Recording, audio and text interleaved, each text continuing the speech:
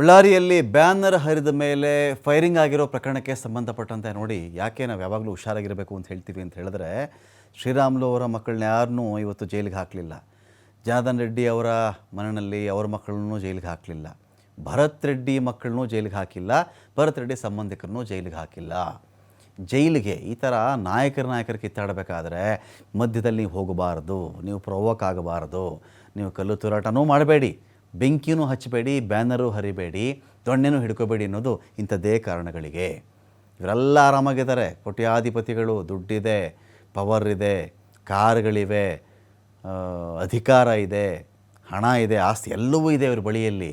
ಇವತ್ತು ನೋಡಿ 26 ಆರೋಪಿಗಳು ಈ ಕೇಸ್ಗೆ ಸಂಬಂಧಪಡೋದು. ಕಾಂಗ್ರೆಸ್ ಅವರಾಗಿದ್ದರೂ ಇದೇ ಮಾತೆ, BJP ಅವರಾಗಿದ್ದರೂ ಇದೇ ಮಾತೆ, JDS ಅವರಾಗಿದ್ದರೂ ಇದೇ ಮಾತೆ.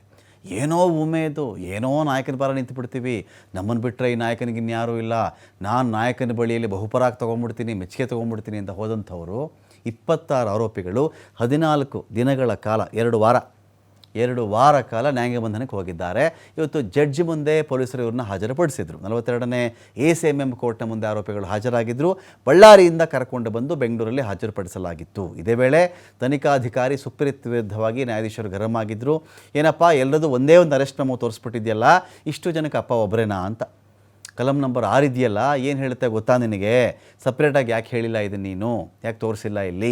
ಎಲ್ಲ ಆರೋಪಿಗಳಿಗೂ ಅಪ್ಪ ಒಬ್ಬರೇನಾ ಅಂತ ಕೇಳಿದ್ದಾರೆ. ತನಿಖಾಧಿಕಾರಿ ವಿರುದ್ಧವಾಗಿಯೇ ನ್ಯಾಯಾಧೀಶರು ಗರಂ ಆಗಿದ್ದಾರೆ.